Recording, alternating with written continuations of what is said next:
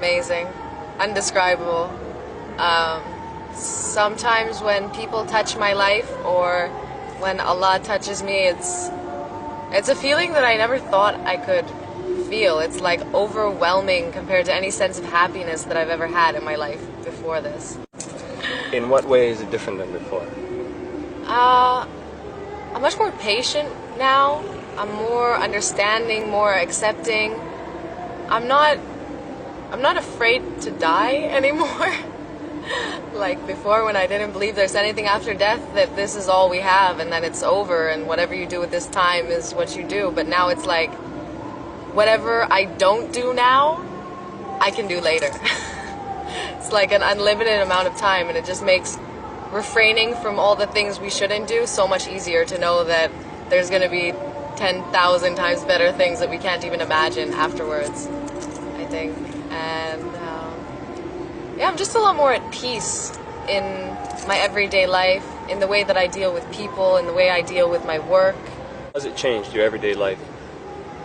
Well, I'm a modest woman now, so let's not go into too much detail about the things I used to do. But because of prayers, I have more structure 5 times a day, and I gotta wake up early in the morning, and I gotta, make sure that I'm in a good state of mind 5 times a day. And just those 15 minutes 5 times a day really makes you calm, makes you like so at ease, and whatever problem you had before you went into the surah or the mosque is like, it's gone once you come out. It's already settled and you feel like there's a solution for it. Before, like, I only could rely on myself. Now I know I have something up there watching over me in every second of every detail of my life. And that makes me feel so secure, so safe. Like when I see other people in trouble or whatever and they're not turning to Allah, like I beg them, like, please just go and pray, Don't just pray now and not pray later when you're not in trouble anymore. Like, pray and get out of trouble and see the power of Allah and continue, because like every time you pray, there's going to be problems in your life and they're going to be solved for you so easy. Because once you commit yourself to Allah, Allah commits himself fully to you as well. Modesty. I guess from the beginning, just changing my life 360 degrees. Like, if I were to tell myself 2 years ago that I would be a Muslim now and that I wouldn't be doing anything haram and I would be working towards a whole different purpose, I wouldn't have believed myself. And just the transformation that the past year has had on me, I think has been my biggest tribulation, to change Western mindset into like a whole different concept now. It's like you're not living for yourself and your family, you're living for the entire earth now.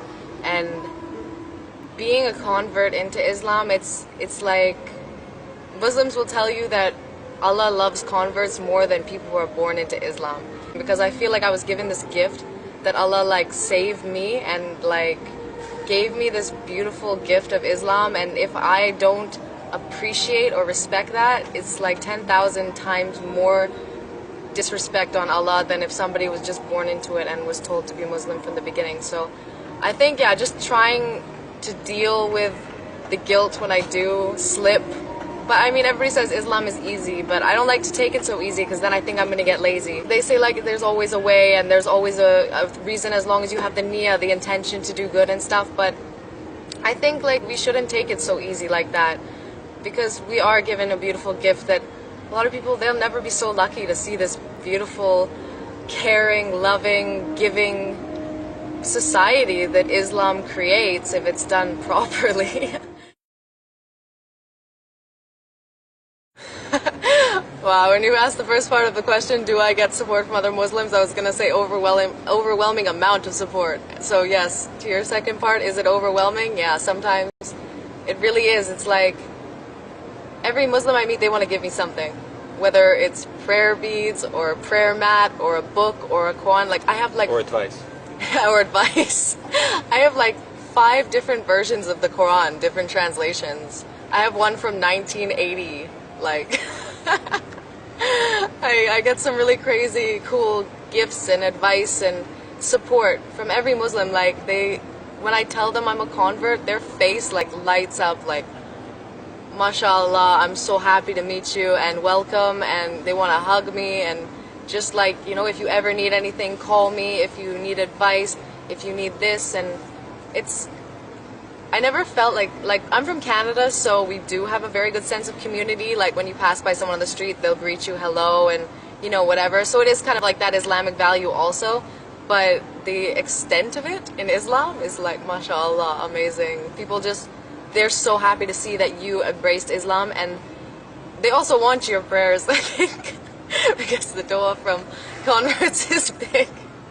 Maybe they have a little bit of their own intention in there, but genuinely, I think mainly they're just really happy to see somebody have been saved from the dark side. No, I don't need a lot more now. I think I needed a lot more before, but now because I take everything a lot more easy now. And this is the test. This isn't the final frontier, you know. This isn't it. So everything that happens to me in this life, I'm a lot more easygoing on it, I guess. Much more calm. Yeah, much more calm. I've seen myself in a lot of situations recently that I would usually flip out, but kind of remind myself to take a breather and, you know, it's not a big deal. Yeah, I definitely wouldn't accept the fact that I'm wrong before. But maybe it's because I'm stepping into something that I knew nothing, well, little to nothing about. I did know a bit about Islam before. I knew a lot of Muslims, so because I don't know anything, I kind of have to be accepting of what people tell me more, and because I'm always looking for new information about Islam. Like I'm always, if I meet somebody who's got good knowledge, I really love to get into their conversation and hear what they have to tell me about Quran or Hadith or the history of Islam and how it's changed today or whatever the topic may be. So I think, yeah, I hope I don't go back to the same way before when I have a lot of knowledge. I don't think I will. I think I'll learn a good lesson from this, because it's good to be able to admit when you're wrong and accept good advice and good information from reasonable sources, I guess. Not from everybody. You do have to be a skeptic, because there's a lot of people who are full of a lot of nothing. I think it's really hard to convert people. Like, Muslims find my story really inspiring, and maybe somebody who's interested in Islam will find it inspiring, but it's not really our job anyway to convert people, because Is it not? Doesn't say in the Quran. well, that I mean, was part. only Allah can guide who He wills. You could give somebody a million pieces of evidence of why the Quran is 100% true and the real last book of Allah, but even then, their own stubbornness and the veil that's been put over their hearts by Allah can't be lifted by us. Of course, it's our job to give right information, and where is asked to inspire and to show what a good Muslim is and where the truth of Islam lies. But, I mean, if they're not meant to come to Islam, there's nothing really we can do about it. And I think that's the hardest part. I mean, if you see somebody has a very open heart, yeah, do your best, but don't push. Never force. Because anybody who's pushed into something won't do it well, as opposed to, maybe to sound a bit full of myself, but me, like, I really dove into it because it was fully my choice. Tons of people have told me about Islam for years and years, and I didn't care. I was, whatever, I'm not going to join this, and it has nothing to do with me, and it's all lies, or astaghfirullah azim. But, yeah, I think if that person's willing to know and willing to open their heart, yeah, do all we can to show them the truth and tell from our own stories and use the Quran as evidence to back it up, because people relate more to something they know is real as opposed to what they know has been in a book. I think it's more the media perception of Muslims that make people turn away from the idea of ever coming to Islam or even looking to be interested possibly in it. I think a lot of Muslims do give a bad perception of Islam too, but I mean, you can't judge something based on everything. I study Christianity, I study Buddhism. Mainly, I don't like human influence of religion, which is why I don't base my opinion of religion on people, because if you follow what people are doing, then you're never going to see the truth. You need to really study it. And yeah, before I converted, I read the Quran. Well, I read half of it in Ramadan, but I did a lot of research before. I put a lot of things into practice, such as patience and I saw the benefits and the fruits of Islam come back to me before I decided. SubhanAllah, Allah sent me a lot of blessings to show me what's the miracle of Islam. So yeah, I did study a lot, and I did make sure that I read at least half the Quran before I converted, because stepping into a religion isn't something small. A year. A year. Yeah, I've been Muslim for a year, and I became veiled, or with hijab, 2 weeks ago. I actually came to this decision a few months ago. I didn't really understand it before that. I know it says it in the Quran that we should cover from our hair and from our wrists to our ankles. So, but I was sitting I went down to the pool one day. I wanted to tan. So I went down in my dress and my bathing suit underneath. And at the pool there was a whole Muslim family. And the women were all at the side in their hijabs and in the shade. And the men were in the pool having fun and playing. And I felt so, and at this point, like, I didn't know that these Islamic values were inside of me. I was so shocked to see me feeling like this. I was so shy to take off my dress. I didn't want to take the attention of their husbands. I didn't want to make them feel uncomfortable. And I ended up not taking off my dress. I put my feet in the water. I listened to music, and I was just thinking about, why do I feel this way, and why does Allah ask us to cover? And it came to the conclusion that men are very visual, as most men will tell you, and they pick their women a lot more based on looks than women pick their men. For women, being a good sustainer, a provider, protection, caring, these are all much more important for women than looks. So it kind of evens the playing field more. It's a gift, our beauty as women. We were made the beautiful of the two. Men are very, like a board, they're straight, and, they're not much to really look at, actually, physically. So we were given this gift to be the beautiful creatures on earth. And that gift should be saved for the one we love, and the one who we will bear children for. And it really kicked to me then that, yeah, I do want to wear hijab. So I did plan on wearing it for Ramadan, which is in 2 weeks. But I had some problems with modesty. So I decided, if I wear a hijab, I'm forcing myself to be modest. And that's what I wanted. I wanted something, because even though I have really strong faith in Allah, we're all very weak as human beings.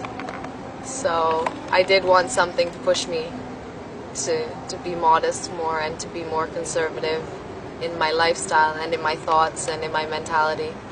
So yeah, wearing hijab for me was definitely the right choice, and everybody's been so supportive of me since I put it on. And it's like I get to dye my hair every day. It's a totally different thing. My family has been super supportive. My mom found the Qibla direction, the closest mosque. She cooked halal food and normal food while I was there. I gave them Quran. My friends were all very interested and supportive in my religion as well, and they all just really wanted to know about Quran. What is it going to mean? Am I going to wear hijab? And yeah, they were all really really supportive. Alhamdulillah, alhamdulillah. So happy for that. I know a lot of people aren't as lucky as me. I know that really, really too well. So I thank God so much for giving me the family I have and the friends that I have.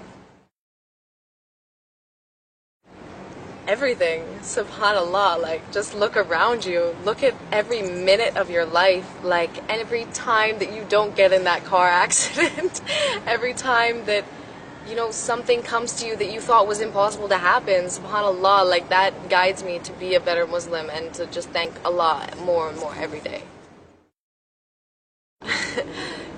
Well, if you could put your faith in Allah and see what comes out of it, because the only way to truly test it is to take the leap. Put your faith in it. Like, even though I wasn't sure yet, when I started to put these Islamic values into practice, Allah rewarded me, even though I hadn't even said Shahada yet.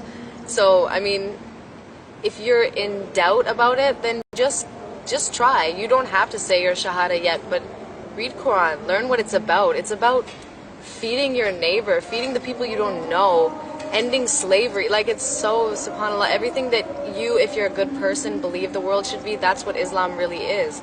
It's just been twisted in media and other people's perception to be what it's not. So if you if you really want to get to know it, ask people around you who are Muslim.